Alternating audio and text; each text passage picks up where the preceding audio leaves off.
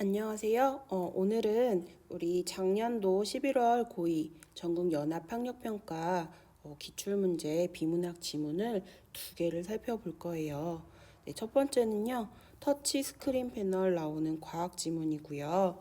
자, 문제가 16, 17, 18, 19 총 4문제가 얽혀 있어요.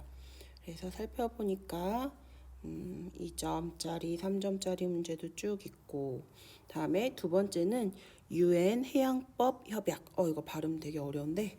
네. 자, 23, 24, 25, 26, 27. 5문제나 지금 딸려 있거든요. 그래서 한번 훑어보니까 어휘 문제도 하나 있고요. 나머지는 2점, 그리고 3점짜리 문제 하나 있고, 조건이 비슷해요. 그래서 여러분들 시간이 물론 넉넉해서 다 풀면 좋겠지만 시간이 조금 부족하다 하면 요거 놓치지 마시고요. 그리고 이 협약 지문이 더 좋을지 아니면 과학 지문이 더 좋을지 선택해서 본인이 좀 더 자신 있는 걸 하시면 좋겠네요. 자, 그러면 얘도 지금 어휘는 A, E와 바꿔쓰기에 적절한 걸 묻고 있거든요. 얘는 읽으면서 그냥 바로 해결하시면 돼요. 보이는 것만 해볼까요? 자, 재판소에서 담당하지만, 재판소에서 맞지만, 이거는 말이 되는 것 같아요. 다음에, 피해를 방지하기 위해, 피해를 막기 위해, 비슷하죠? 벌써 삼지선다로 바뀌었어요. 네. 자, 그래서 문제는 이렇게 진행하시면 될 것 같고, 우리는 내용 파악을 좀 해보도록 하겠습니다. 자, 편의상 문단 번호 한번 붙여보고요. 2번, 여기 3번, 여기 4번, 네, 여기 5번. 자, 문제를 먼저 살펴보겠습니다. 자, 윗글의 내용과 일치하지 않는 걸 물어보면서 터치스크린 패널, 자기 정전 방식, 표면, 상호, 투영 하면서 여러 가지 방식이 나오고 얘네들이 이 지문의 핵심어라는 것도 파악을 해볼 수가 있어요. 자, 다음에 기억에서 디귿에 대해 이해한 내용으로 적절하지 않은 거. 자, 지금 기억은 뭐냐면요. 표면 정전 방식. 계속 같은 게 나오죠. 다음에 니은은 자기 정전 방식. 다음에 디귿은 상호 정전 방식 이렇게 나옵니다. 읽어봐야지 풀 수 있을 것 같고 윗글을 읽고 보기를 이해한 반응으로 적절하지 않은 거. 자, 적용 문제도 다 읽고 나서 해결할 거예요. 다음에 A에 대한 이유를 추론한 것 중 적절한 것. 자, A를 찾아봤더니 두 지점을 접촉하는 멀티터치가 가능. 자, 멀티터치가 가능하대요. 자, 이렇게 짧게 메모해주고 문제를 풀면 좋겠죠. 자, 그러면 한번 살펴보겠습니다. 자, 핵심 단어에 우리 체크를 한번 해볼게요. 1문단에서 터치 스크린 패널은 자, 스크린의 특정 지점을 직접 접촉하면 그 위치를 파악하여 해당 위치에 설정된 기능을 직관적으로 조작할 수 있도록 설계된 장치를 말한다. 라고 하면서 정의를 해주고 있죠. 자, 터치스크린 패널 중에 정전 용량 방식의 패널은 전기가 통하는 전도성 물체를 스크린에 접촉했을 때 발생하는 정전 용량의 변화를 측정하여 접촉된 위치를 파악한다. 여기에서 지금 정전 용량 방식 하면서 정전 용량이라는 게 나왔는데 여기 작은 글씨를 봤더니요. 이거는 전기를 가지고 있는 그 요렇게 생각하면 될 것 같아요. 물체가 지니고 있는 전기, 전하의 용량 이렇게 생각하고 이 전하의 용량의 변화를 측정해서 접촉된 위치를 파악할 수 있는 방법인가 봐요. 자, 터치스크린 패널에 사용되는 정전 용량 방식에는 일반적으로 자, 표면 정전 방식과 투영 정전 방식이 있다라고 하면서 두 가지로 분류해가지고 설명을 하려고 하나 봐요. 자, 지금 보니까요. 자, 핵심 단어 우리 눈으로 먼저 훑어볼게요. 표면 정전 방식은 어쩌고 저쩌고 저쩌고다. 그래서 쭉 눈으로 확인해 보니까요. 투영 정전 방식은 해서 3문단. 자, 그래서 2문단은 전체적으로 표면 정전 방식에 대한 설명이라는 거 알 수 있고요. 다음에 3문단은 또 이렇게 보니까 자기 정전 방식과 상호 정전 방식으로 또 나눠질 수 있대요. 이것도 분류죠. 자, 얘네도 또 설명 나오겠죠? 자기 정전 방식 어쩌고 저쩌고 저쩌고 쭉 나오고, 다음에 반면 상호 정전 방식은 쫙 나오죠. 그러면 3문단은 투영 정전 방식 중에서도 자기 정전 방식, 그리고 4문단은 상호 정전 방식이라는 거 알 수가 있고요. 5문단도 한번 볼까요? 5문단은 쭉 보니까 상호 정전 방식이 계속 이어지는 것 같아요. 자, 그럼 한번 볼게요. 자, 터치스크린 1문단에서 지금 터치스크린 패널은 직접적인 접촉을 통한 직관적 조작이 가능하다. 여기 보니까 직접 접촉 그리고 직관적으로 조작할 수 있도록 설계되었다라고 해서 1문단에 그 근거가 있고요. 다음에 자기 정전 방식이니까 또 계속 읽어볼게요. 자, 표면 정전 방식은 패널의 네 모서리에 있는 각각의 감지 회로가 동시에 정전 용량의 변화를 감지하여 전도성 물체의 접촉 위치를 파악하는 방식이다. 방식을 설명하고 있어요. 네 모서리에 감지 회로가 있대요. 다음 표면 정전 방식에서는 패널의 표면에 덮인 전도성 투명 필름이 전도성 물체의 접촉을 인식하는 센서 역할을 한대요. 자, 센서 역할을 하는 건 투명 필름. 자, 센서에 전도성 물체가 접촉하게 되면 물체의 전하량과 패널의 전하량의 차이에 의해 전압이 변화하고, 이로 인해 형성된 전기장은 정전 용량을 변화시킨대요. 내 모서리에 있는 감지회로는 정전 용량의 변화된 정도를 측정하여 물체가 접촉된 위치를 파악하는 것이다. 이 표면 정전 방식은 투영 정전 방식에 비해 구조가 단순하고 단가가 낮다는 장점이 있고, 하지만 접촉된 위치를 대략적으로만 파악할 수 있어 정확도가 낮고, 한 번에 하나의 접촉만 인식할 수 있기 때문에 여러 개는 인식이 불가능하다는 단점이 있대요. 표면 정전 방식이 있었을까요? 여기 있네요. 이것을 실현하기 위해서는 스크린에 전도성이 없는 투명 필름을 입혀야 한다.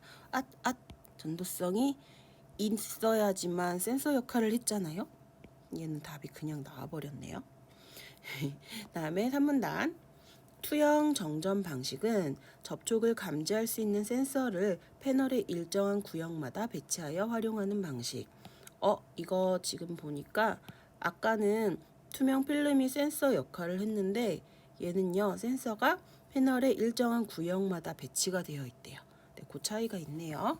그러면서 두 가지 방식이 있는데, 다시 자기 정전 방식, 이제 앞에만 읽게요. 자기는 패널에 전도성 물체가 접촉하면 물체의 전하량과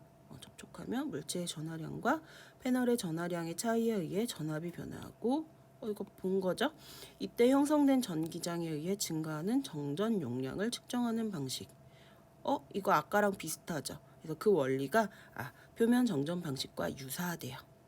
하지만 이 자기 방식은 표면 정전 방식과는 달리 하나의 층에 여러 개의 행과 열의 형태로 배치된 각각의 센서들을 활용한다.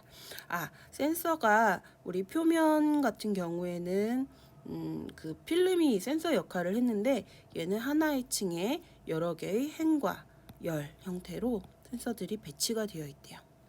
센서가 특정 지점의 접촉을 인식하면 센서의 각 행과 열의 끝에 배치된 감지 회로가 요것도 또 다르네요. 아까 표면은 감지 회로가 내 모서리 끝에 있었는데 이 경우에는 센서의 각 행과 열의 끝에 배치되어 있대요. 네, 그래서 이 감지 회로가 정전 용량의 변화를 감지하고 이를 바탕으로 행과 열의 교차점인 접촉 위치를 정교하고 빠르게 파악할 수 있다. 요것도 다르죠? 아까는 단점이 있었어요. 정확도가 낮고 하나만 인식할 수 있었는데 얘는 정교하대요. 그러니까 정확도가 좀 올라갔네요. 그리고 빠르게 파악할 수 있다. 정교, 신속 이렇게 얘기할 수 있겠다. 자, 자기 정전 방식이 있었을까요? 여기 2번에 있다. 접촉점에 해당하는 행과 열의 교차점을 터치 지점으로 인식한다. 맞죠? 네, 좋습니다. 여기 있죠. 다음에 그래서 3문단. 다음에 4문단. 반면 상호 정전 방식. 자, 상호 방식은요. 가로축으로 배열된 센서인 구동 라인과 이번에는 전문 용어 나와요. 가로축 센서. 다음에 세로축으로 배열된 센서인 감지 라인이 두 개의 층을 이루고 있다. 아까는 한 개의 층이었는데 두 개의 층이래요. 패널에 전도성 물체와의 접촉이 없을 때 구동 라인에서는 전압에 의해 전기장이 형성되며 이 전기장은 모두 감지 라인으로 들어가 일정한 크기의 전기장을 유지하여 구동 라인과 감지 라인 사이에 상호 정전 용량을 형성한다. 구동 라인에서 전기장이 형성이 되는데 모두 감지 라인으로 들어가서 크기가 일정한 전기장이 유지되고 그게 상호 정전 용량을 형성한대요. 요거는 접촉이 없을 때. 하지만 패널에 전도성 물체가 접촉하게 되면 일정한 크기를 유지하던 전기장의 일부가 접촉된 물체로 흡수된다. 전기장이 물체에 흡수되면 구동 라인과 감지 라인 사이에 형성된 상호 정전 용량이 감소하며 전기장의 크기 역시 줄어든다. 전기장의 크기가 같이 줄어들어요. 이때 접촉이 정확하게 일어날수록 해당 지점의 전기장이 더 많이 줄어들게 된다. 정확할수록 더 많이요. 결국 패널에는 접촉 전과는 다른 전기장의 흐름이 나타나 상호 정전 용량이 변화하고 구동 라인과 감지 라인의 교차점인 터치 좌표쌍이 인식된다. 이때 터치 좌표쌍은 구동 라인과 감지 라인이 개별적으로 인식된 교차점이기 때문에 구동 라인은 가로였고 그리고 이건 뭐지? 감지 라인은 이렇게 세로였죠? 이 교차점이기 때문에 개별적으로 인식된 교차점이기 때문에 여러 개의 터치 좌표쌍이 만들어질 수 있다. 여기까지 알 것 같아요. 자, 이후 터치 좌표쌍의 정보를 터치 컨트롤러가 디지털 신호로 변환을 하고 이미지로 처리해서 중앙 처리 장치 CPU에 전달을 하고 그래서 해당 터치스크린 패널은 전도성 물체의 접촉 여부 및 접촉한 위치를 최종적으로 판단하게 된다. 이러한 상호 정전 방식은 구동 라인과 감지 라인의 교차점을 개별적으로 인식하는 과정을 거치기 때문에 측정 시간이 많이 소요되지만 이거 단점이겠네요. A 나왔어요. 두 지점을 접촉하는 멀티터치가 가능하여 최근 스마트폰이나 태블릿과 같은 기기에 많이 활용되는 추세이다. 이게 가능한 이유를 물어봤잖아요. 이거를 개별적으로 인식하기 때문인 거네요. 이 부분이 있는지 한번 찾아볼게요. 짠, 19번. 멀티터치가 가능한 이유는 교차점의 위치를 빠르게 중앙 처리 장치가 분할한다. 센서의 행과 열 끝에 감지 회로가 배치되어 있다. 구동 라인과 감지 라인의 교차점이 개별. 자, 4번에 정확한 답이 있어요. 하나의 패널에서 한 개의 네, 좋습니다. 19번은 어김없이 4번이네요. 한 문제 해결했습니다. 자, 다음에 16번 해결했지만 자, 투영 정전 방식은 표면 정전 방식보다 구조가 복잡하지만 정교한 좌표 인식이 가능하다. 여기 있었죠? 표면은 정확도가 낮았지만 투영은 정교하고 빠르게 파악할 수가 있었죠. 그래서 얘는 3문단, 2문단, 3문단 될 수 있고 상호 정전 방식에서는 수집된 행과 열의 정보가 터치 컨트롤러에서 이미지로 처리된다. 5문단에 있네요. 정답은 3번 확인할 수 있었습니다. 자, 이 내용을요. 이 여백에다가 정리를 해주면 더 좋을 것 같아요. 네, 정리를 한번 해보세요. 자, 다음에 그러면 이제 우리 기억, 니은, 디귿에 대해 이해한 내용으로 적절하지 않은 거 골라볼게요. 자, 이게 표면과 투영으로 나눌 수 있었고 투영은 다시 자기와 상호 방식으로 나눠졌었죠. 자, 다시 생각해보자. 기억, 디귿은 모두 전도성 물체의 접촉에 따른 정전 용량의 변화를 측정하죠. 네, 그걸로 위치를 확인했고 다음에 기역과 디귿은 모두 패널에 있는 센서를 이용하여 접촉 부분의 위치를 알아내는 방식이다. 네, 이것 다 센서 역할을 찾았었어요. 표면 방식은 아이고 지우개가 됐네. 표면 방식은 필름, 그쵸?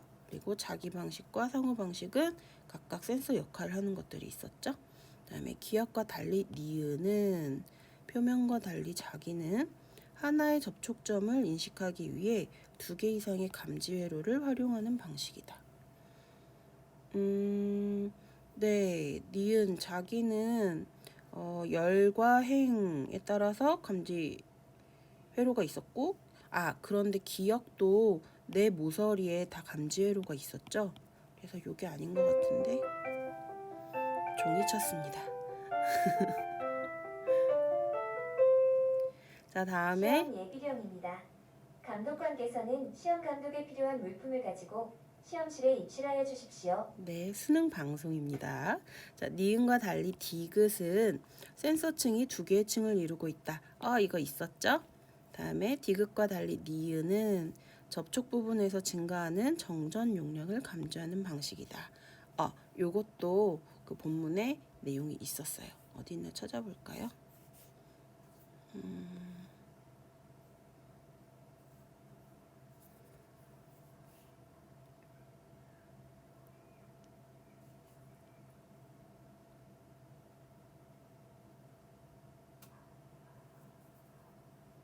여기 있죠?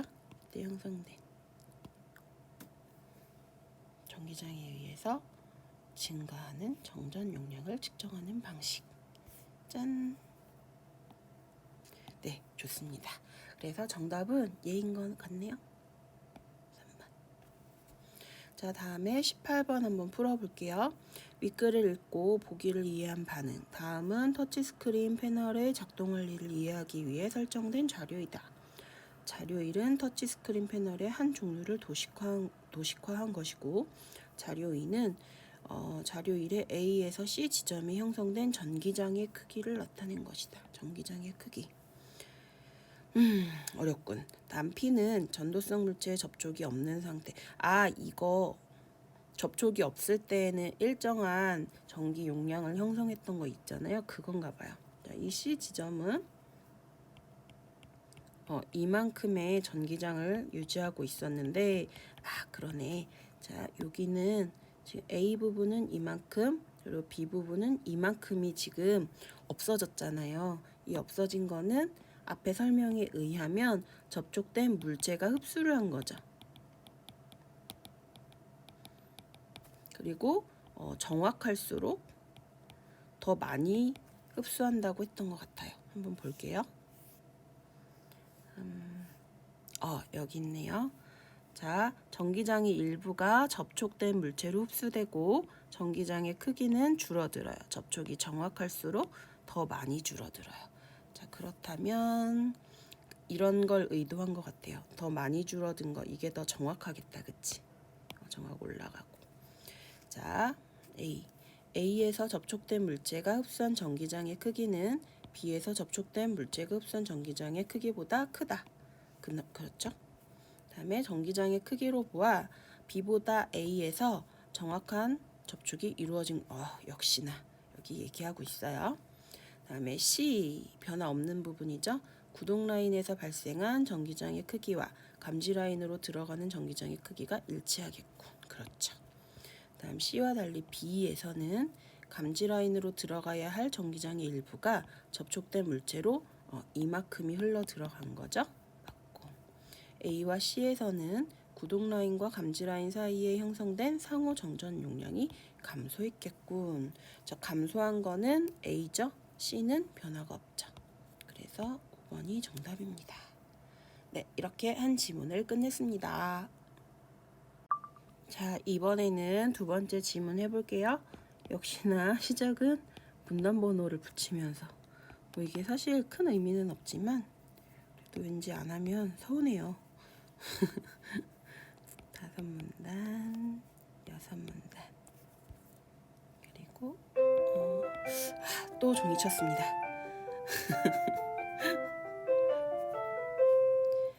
자, 시험 준비령입니다. 감독관께서는 문제지와 답안지를 배부해 주십시오. 응시자는 볼륨이 올리기 전까지 절대 문제지 표지를 미리 넘기지 않도록 주의하십시오. 네, 좋습니다. 자, 윗글에서 알 수 있는 내용으로 적절하지 않은 거 역시 사실적 독해 문제 한 문제 있고요. 다음에 보기는 어쩌고저쩌고 모의재판 적용이네요. 그쵸? 그래서 3점. 어려운 거. 다음에 윗글에 제시된 분쟁 해결 절차. 분쟁 해결 절차가 나오나 봐요. 이것을 이해한 것으로 적절하지 않은 것을 골라야 하고, 다음에 기억과 니은에 대한 이해로 적절한 것을 물어봤어요. 자, 기억은 뭐냐면 여기에 있네요. 본안 소송에 관할 건. 그리고 니은은 잠정 조치 관할 건. 이거 쓰면서 하시면 좋을 것 같아요. 다음에 본안 소송 관할 건. 자, 이거에 대한 이해로 적절한 것을 골라야 하네요. 자, 읽으면서 27번은 해결할 거고 나머지는 다 읽은 다음에 해결해 볼게요. 자, 유엔 해양법 협약. 오늘은 이렇게 발음이 다 어려워요. 자, 해양의 이용을 둘러싸고 발생하는. 자, 해양의 이용을 둘러싸고. 자, 해양의 이용을 둘러싸고 발생하는, 생겨나는. 요것도 지울 수 있겠다. 말이 되네요. 자, 어지럽죠? 미안해요. 자, 국가 간의 상반된 이익을 절충하고 갈등을 해결하는 규범의 역할을 담당하고 있다. 유엔 해양법 협약. 자, 이 협약에 따르면 해양을 둘러싸고 해당 협약에 대한 해석이나 적용에 관해 국가 간 분쟁이 발생하였을 때 분쟁 당사국들은 우선 의무적으로 분쟁 해결에 관하여 신속히 의견을 교환해야 하고, 자, 의무적으로 교환해야 하고, 또 한 번 어지러울게요. 교환해야, 주고받아야 하고. 이것도 잘 어울리니까 답이 아니니까 이게 답일 것 같지만 뭐 크게 확인을 해봅시다. 자, 교환해야 하고 교섭이나 조정 절차 등 국가 간 합의에 의한 평화적 수단을 통해 분쟁 해결을 위해 노력해야 한다.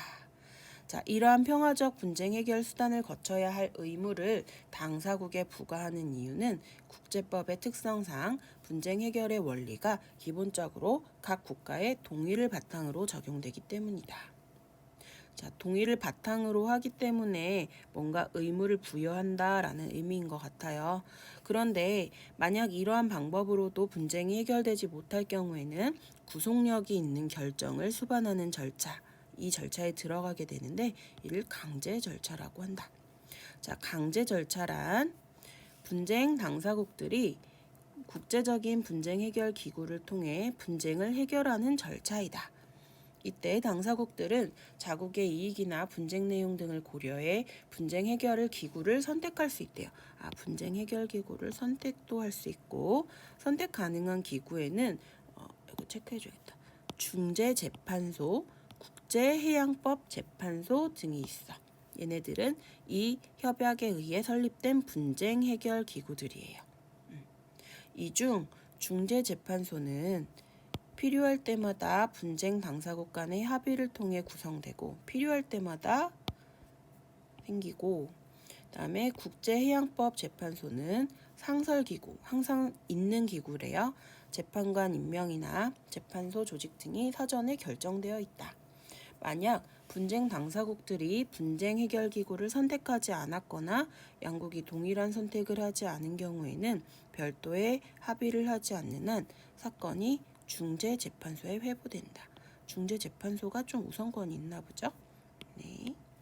자, 다음 본안 소송을 담당하는 재판소가 분쟁에 대한 최종 판결을 내리기 위해서는 먼저 본안 소송 관할권의 존재 여부를 판단하여 확정하는 심사 과정을 거쳐야 한다. 여기서 관할권이란 회부된 사건을 재판소가 다룰 수 있는 권한.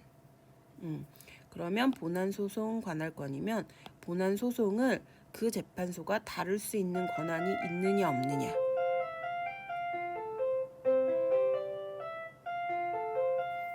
있느냐 없느냐. 이것을 판단하는 것 같아요. 이후 본안 소송의 관할권이 확정된 사안에 대해 해당 재판소는 재판 과정을 거쳐 분쟁에 대한 최종 판결을 내리게 된다.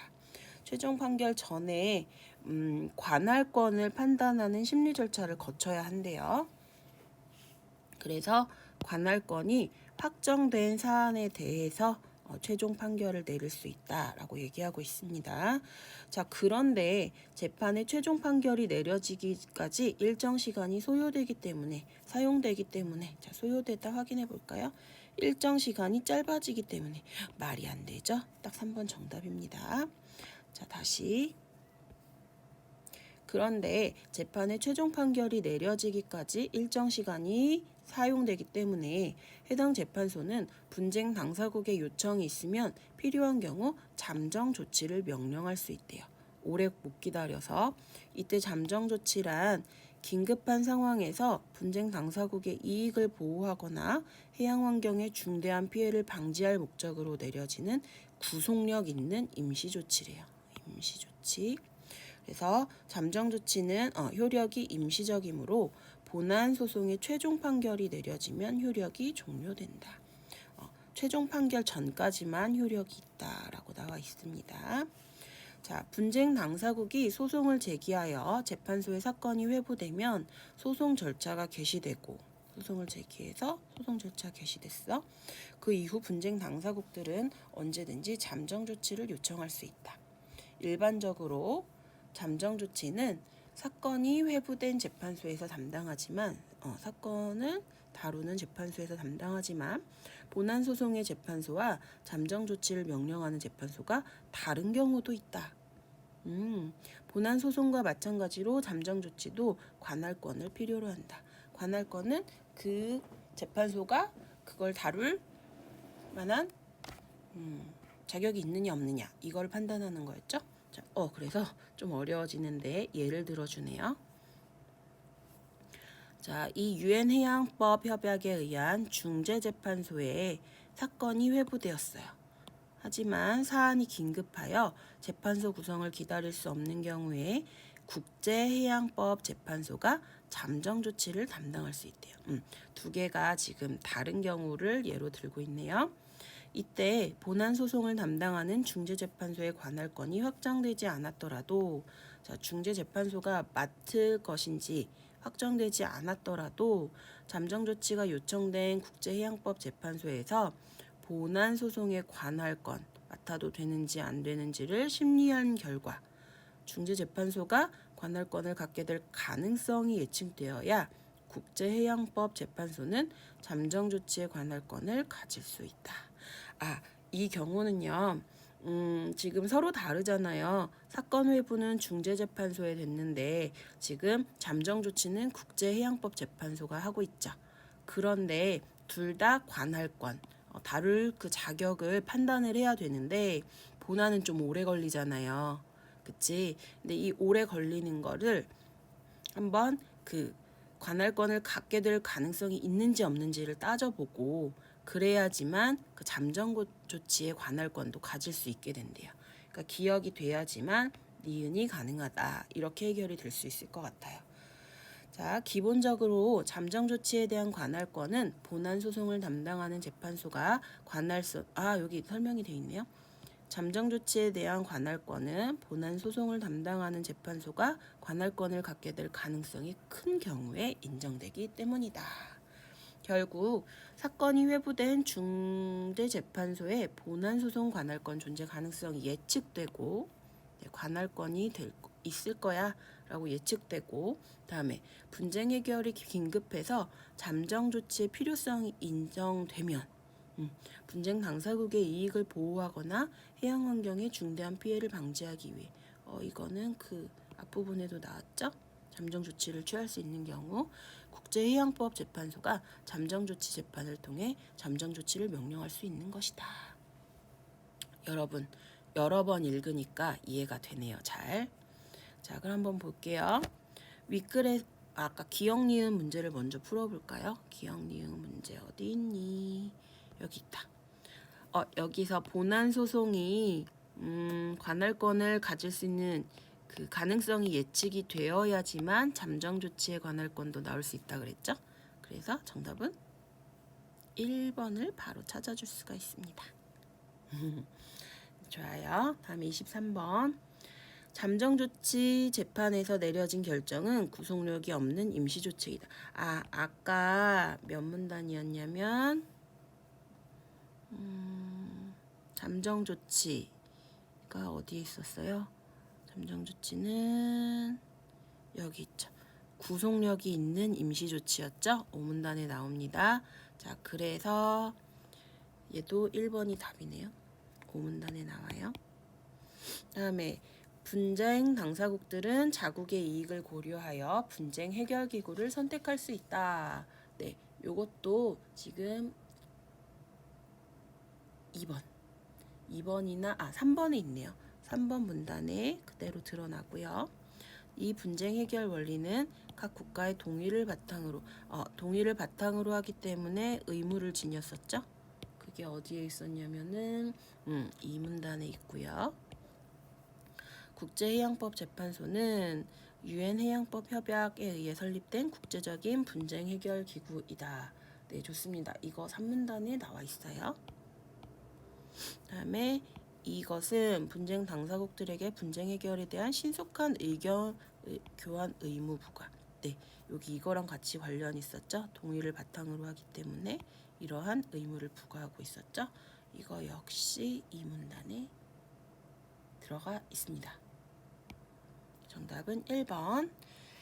자, 다음에 25번을 먼저 풀까요? 자, 다음 윗글에 제시된 분쟁 해결 절차를 도식화한 것이다. 자, 분쟁이 발생했을 때에는 의무적으로 평화적으로 분쟁을 해결해야 하지만 그게 안 될 때에는 강제 절차를 따라야 하죠. 요거 이제 이해되네요. 자, A. 분쟁 발생은 유엔 해양법 협약의 해석과 적용에 관하여 국가 간 다툼이 있다는 것을 의미한다. 네, 맞고요. D. 강제 절차를 진행하는 모든 분쟁 해결 기구는 분쟁이 발생하기 전에 재판소가 구성되어 있다. 여기 분쟁 해결 기구로 2개 나와 있죠? 하나는 중재재판소였고 하나는 국제해양법 국제해양법 재판소 이렇게 있었어요. 근데 중재재판소는 필요할 때 생겼고 얘는 상설기구라고 되어 있었죠. 그래서 이게 답이네요. 다음에 B. 평화적 수단을 통해 분쟁 해결로 가는 과정은 분쟁 당사국 간 합의에 따라 진행된 것이다. 이거 의무였죠. 다음에 D. 강제 절차를 통해 분쟁 해결로 가는 과정은 국제적 분쟁 해결 기구의 구속력 있는 결정을 통해 이루어지는 것이다. 구속력 있는 있었죠.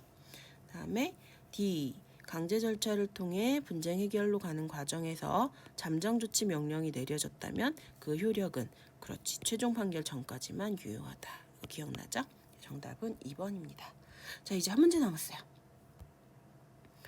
자, 모의 재판 윗글을 참고할 때 보기에 대한 반응으로 적절하지 않은 거. 유엔 해양법 협약에 가입된 A국과 B국 간에 해양을 둘러싼 분쟁이 발생하였다. A국은 B국의 공장 건설로 인하여 자국의 인근 바다 해양 오염물질이 유출될 것을 우려하여 B국과 교사업을 시도하였으나 B국은 이에 응하지 않았다. 추후 A국은 국제해양법 재판소를, B국은 중재재판소를 통한 재판을 원하였으나 합의를 이루지 못했다. 이후 절차에 따라 양국이 제기한 소송은 재판에 회부되었다. 재판이 됐네요. A국은 판결이 내려지기 전까지 오랜 시일이 걸릴 것을 염려하여 잠정 조치를 바로 요청하였다. 이를 받아들여 재판소는 잠정 조치를 명령하였다. A국이 잠정 조치를 요청할 수 있었던 것은 B국과의 사건이 재판에 회부되었기 때문이죠. 네, 재판이 회부되었는데 시간이 오래 걸릴 때 잠정 조치를 취했죠. A국이 요청한 결과 잠정 조치 명령이 내려졌으므로 B국과의 본안 소송 재판은 종결되고, 잠정 조치는 임시적인 건데 종결되었다라고 하니까 이게 좀 이상하네요. 다음, A국이 B국에게 교섭을 시도한 것은 분쟁 당사국들에게 평화적 해결 수단을 거쳐야 할 의무가 맞습니다. A국과 B국은 동일한 분쟁 해결 기구를 선택하지 않았으므로 A국은 국제해양법 재판소, B국은 중재재판소를 선택했네요. 두 국가 간 분쟁은 중재재판소를 통해 해결되겠군. 네, 이게 어디 나와 있었냐면 기억이 나요. 여기.